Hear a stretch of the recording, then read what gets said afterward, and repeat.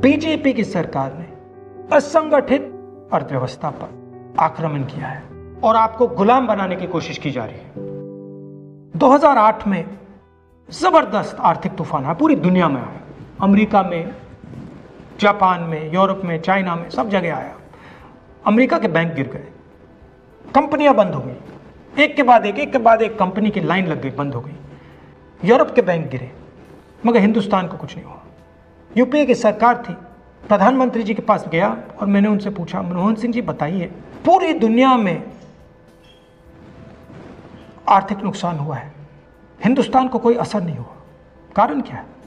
मनमोहन सिंह जी ने कहा, राहुल, अगर हिंदुस्तान की अर्थव्यवस्था को समझना चाहते हो तो यह समझना होगा कि हिंदुस्तान में दो अर्थव्यवस्थाएं हैं।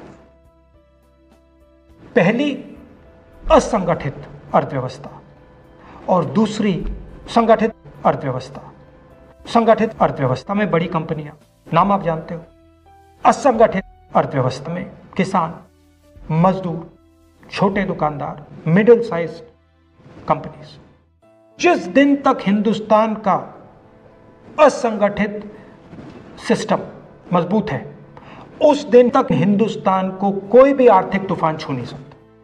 अब आज के दिन आते हैं।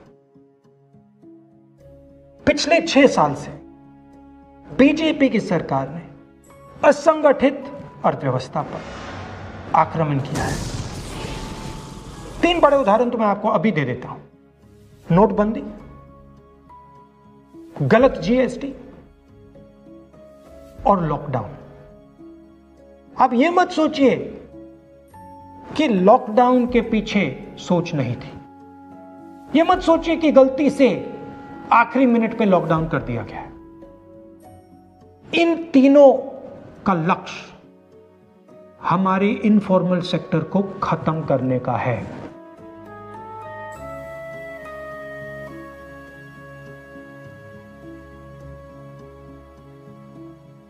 प्रधानमंत्री जी को अगर सरकार चलानी है, मीडिया की जरूरत है, मार्केटिंग की जरूरत है। मीडिया और मार्केटिंग 15-20 लोग करते हैं। इनफॉर्मल सेक्टर में पैसा है, लाखों करोड़ रुपए, जिसको ये लोग छू नहीं सकते।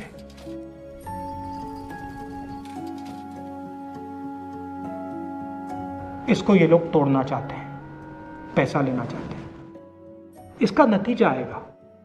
नतीजा यह होगा कि हिंदुस्तान रोजगार पैदा नहीं कर पाएगा। क्यों? क्योंकि इनफॉर्मल सेक्टर 90% से ज्यादा रोजगार देता है।